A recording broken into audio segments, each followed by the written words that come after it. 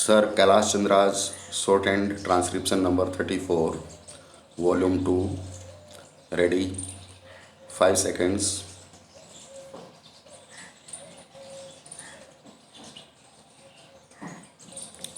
Mr. Vice Chairman, sir, I would like to speak on this bill in the interest of the rapid economic growth in the country. If the nation grows from strength to strength economically, leading to eradication of the degrading and disheartening poverty of the people of India, the workers of this nation would also benefit and they would also go above the poverty line. Sir, I would like to mention here that the plantation crops, as understood by the term so far, namely coffee, rubber, tea, and cardamom, have been giving this nation substantial amount of the much coveted foreign exchange annually. It must be noted that coffee exports alone have given our country during the last 5 years over rupees 1000 crores in foreign exchange by way of export earnings and export duties.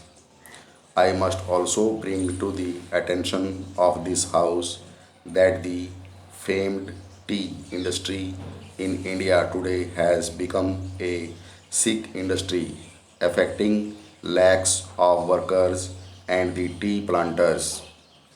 Sir, we ought to know that in the agricultural sector, the plantation labor is the best organized one and is getting nearly the same treatment, facilities, and amenities like the industrial labor. Sir, coming from a plantation district of Karnataka, I sincerely agree that the welfare measures provided in the Act must be faithfully implemented and strictly enforced. But I cannot subscribe to the view taken by some that the planters generally are exploiters and are inimical to the interests of their own workers and that they must be dealt with severely. Sir, most of the planters of today are educated and they know that contented labor is conducive to productivity and peace in the estates and therefore would like to provide all the welfare measures and amenities to the workers. Sir, I would like to point out some of the very draconian, discriminatory, and individuous urban directed amendments made in the Plantations Labor Amendment Bill 2030. Sir, the Plantations Labor Act is sought to be applied now even to holdings of 5 hectares and above, employing 15 persons and more. Originally, in the bill brought before the Joint Committee, it was sought to be applied to holdings of 6.5 hectares and above. It would be realistic to make an amendment to the present bill to raise the size of holdings from 5 hectares to 6.5 hectares. Sir, we must bear in mind the economic viability of small plantations of 5 hectares and the financial capacity of the small planters to fulfill the obligations cast on them to provide housing and crèche facilities. Those small planters in some cases are unable to provide themselves with houses and medical care as good as those intended for their workers in the bill.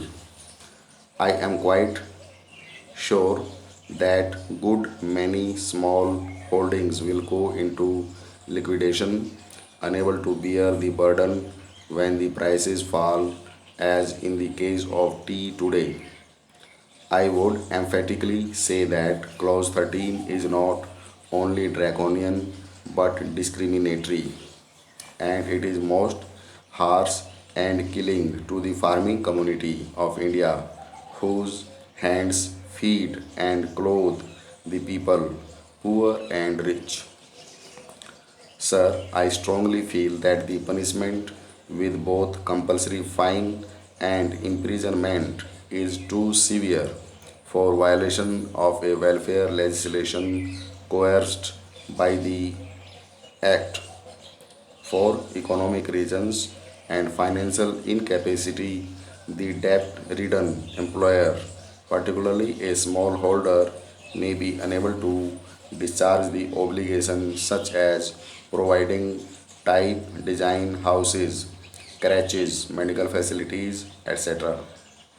In such cases, there is no point in sending the landholder to jail and collecting a fine from him for every day of default. The relevant provisions in the bill are made more stringent than the Factories Act, under which, in the case of a further offence, the court is given the discretion to punish the defaulting employer. But in the proposed amendment, the word used is shall instead of may, which makes it mandatory on the court to impose imprisonment as well as fine. These provisions are too harsh and discriminatory, particularly in view of the fact that the bill seeks to bring in farms of 5 hectares, which are in the nature of peasant holdings under the scope of the Act.